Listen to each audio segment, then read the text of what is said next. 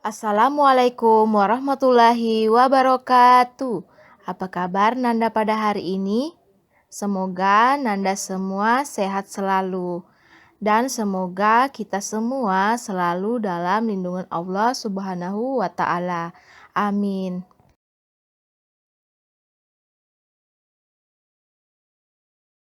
Sekarang perhatikan gambar berikut ini, di mana terdapat 3 orang anak, yaitu 2 perempuan, 1 laki-laki. Nah, di mana ketiga orang anak ini bernama Dayu, Lani, dan Udin. Sekarang Ustazah mau bertanya, aktivitas apa yang Dayu, Lani, dan Udin lakukan? Dan di mana aktivitas yang mereka lakukan itu? Nah, Dayu, Lani, dan Udin sedang melaksanakan tugas piket kelas. Nah, di mana piket kelas bertujuan supaya tempat belajar menjadi bersih dan terjaga kesehatannya. Di mana mereka melakukannya? Nah, mereka melakukannya di sekolah. Tahukah Nanda bahwa mereka menunjukkan sikap tanggung jawab dalam melaksanakan suatu tugas. Nah, seiring dengan pembelajaran kita pada hari ini, yaitu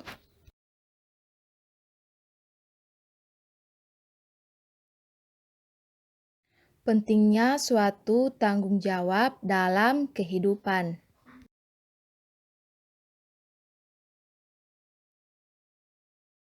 Sekarang perhatikan tabel berikut ini, di mana terdapat suatu tanggung jawab sebagai warga sekolah. Ustazah berikan satu contoh.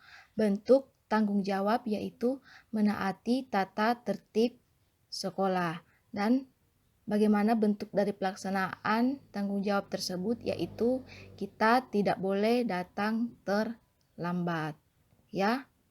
Nah, itu tadi adalah tanggung jawab sebagai warga sekolah. Adapun Nanda sebagai pelajar, tanggung jawabnya yaitu mendengarkan ya dengan baik penjelasan materi dari guru, di mana salah satunya Ustazah di sini akan menjelaskan mengenai pembagian dari pantun.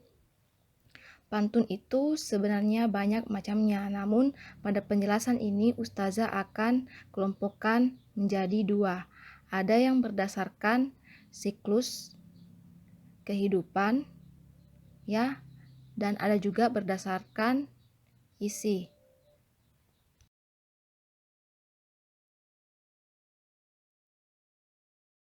Penjelasan yang pertama yaitu berdasarkan siklus kehidupan atau usia. Dibedakan menjadi 3, yaitu pantun anak-anak.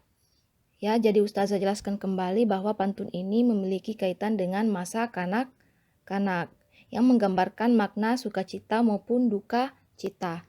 Yang kedua yaitu pantun orang muda, yaitu pantun mengenai kehidupan masa muda yang berisi atau bermakna perkenalan, hubungan asmara, dan rumah tangga.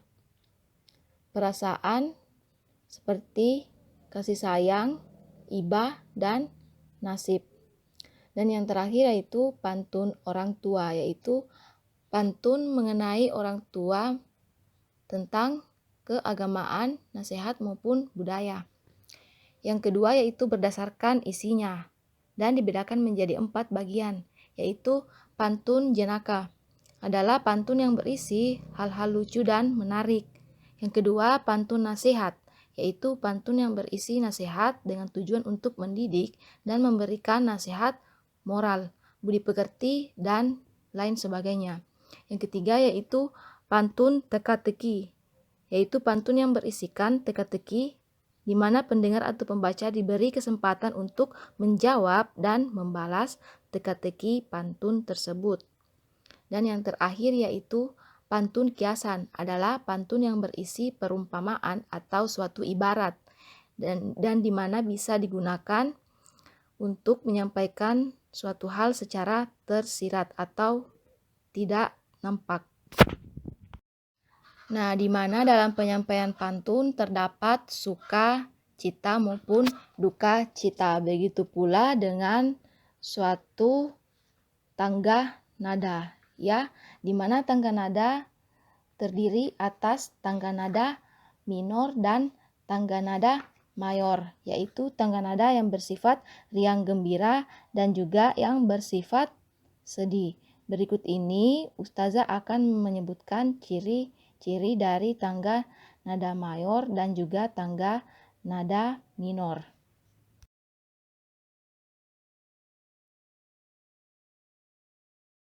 Yang pertama yaitu tangga nada mayor. Nah, sebagai contoh, tangga nada mayor itu adalah C, D, E, F, G, A, B, C, koma atas.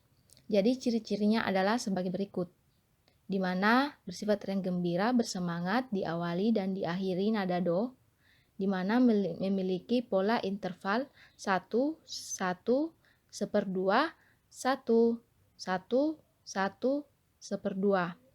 Dalam teori musik, skala mayor atau tangga nada mayor adalah salah satu tangga nada diatonik, yaitu tersusun oleh 8 not. Ya, jadi intervalnya itu berurutan.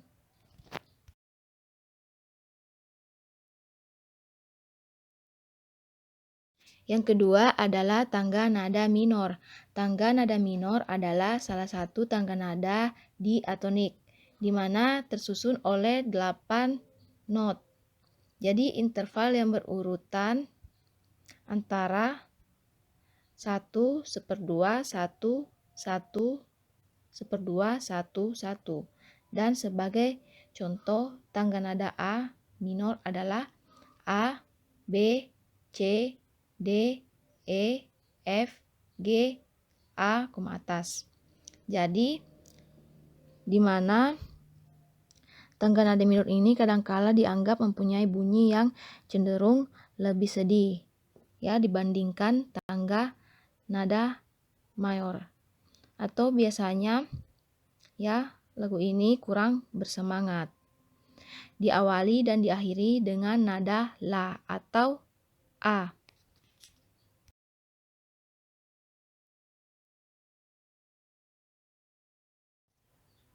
Kenapa pentingnya tanggung jawab dilakukan dalam kehidupan?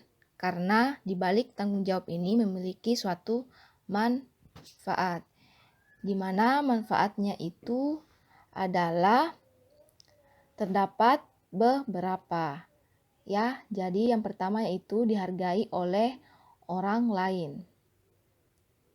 Yang kedua yaitu jarang melakukan kesalahan, di mana saat orang melaksanakan suatu tanggung jawab itu akan sangat berhati-hati dalam mengerjakan tanggung jawabnya itu atau tugasnya, dan lebih cenderung untuk teliti dan memeriksa suatu tugas yang dijalani.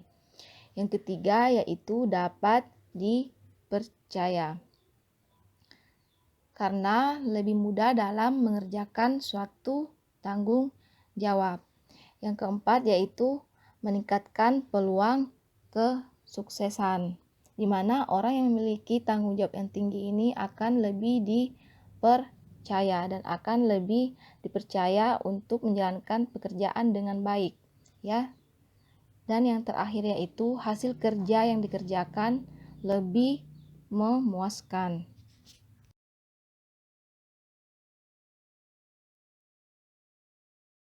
Nah, itulah tadi penjelasan dari beberapa materi mengenai tanggung jawab dan juga bagaimana pentingnya suatu tanggung jawab dalam kehidupan dan dimanapun kita berada.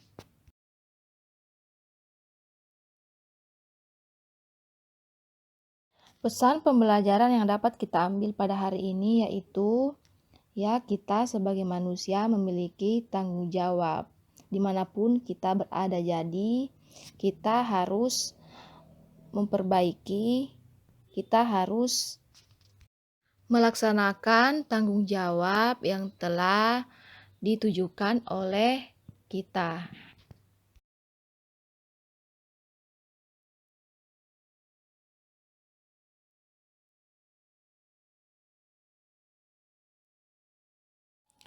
Syukron jazakumullahu khairan. Wassalamualaikum warahmatullahi wabarakatuh.